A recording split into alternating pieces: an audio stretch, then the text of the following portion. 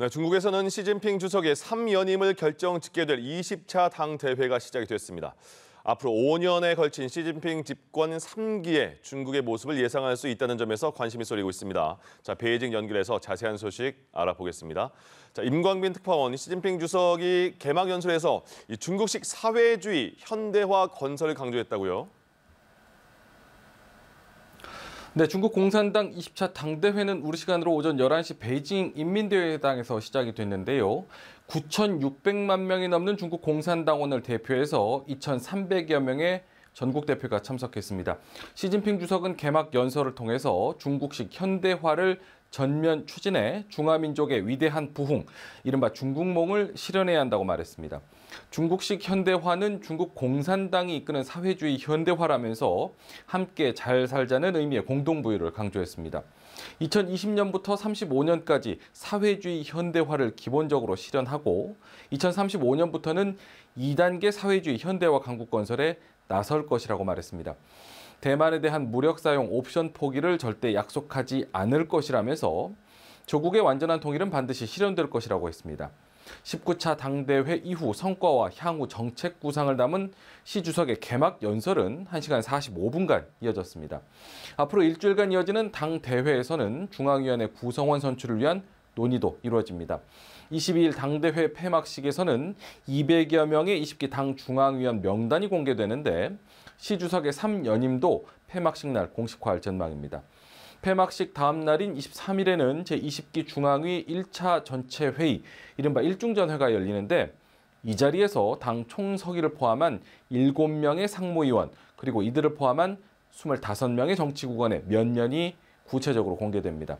한편 당대회 개막식에 시 주석의 전임자인 후진타오 전 주석은 모습을 드러냈지만 전 전임자인 장쩌민 전 주석은 모습을 보이지 않았습니다.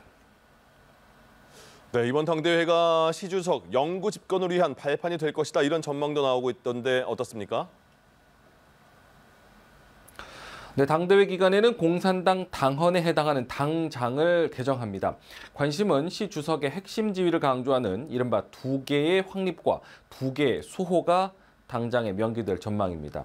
앞서 지난 2017년 열린 19차 당대회에서는 시진핑 신시대 중국 특색 사회주의 사상을 행동 지침으로 삼는다는 문구가 당장에 명기된 바 있습니다. 이번 당대회를 통해서 시 주석이 인민영수라는 칭호를 얻게 될 것이라는 관측도 나옵니다. 중국 공산당 역사에서 영수로 불린 지도자는 마오쩌둥뿐이었는데 이번 당대회가 사실상 장기 집권의 발판이 될 것이라는 분석입니다. 1978년 중국이 개혁 개방을 한 이후 중국 공산당 총서기를 3번 연임하는 것은 시 주석이 처음입니다.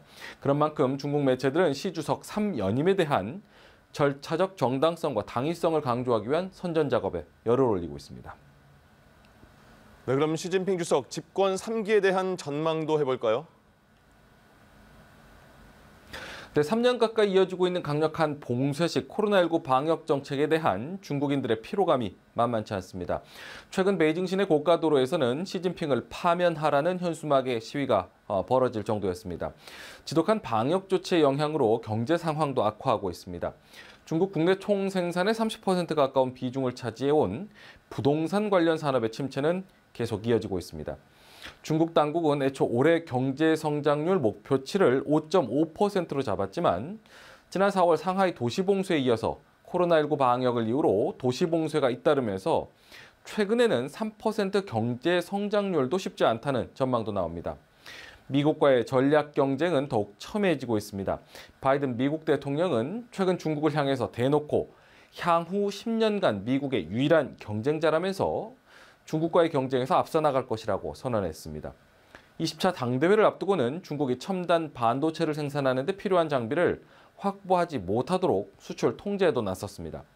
집권 3기 막강한 권력을 쥐게 될 시 주석 앞에 해결해야 할 과제도 만만치 않게 놓여 있다는 지적입니다.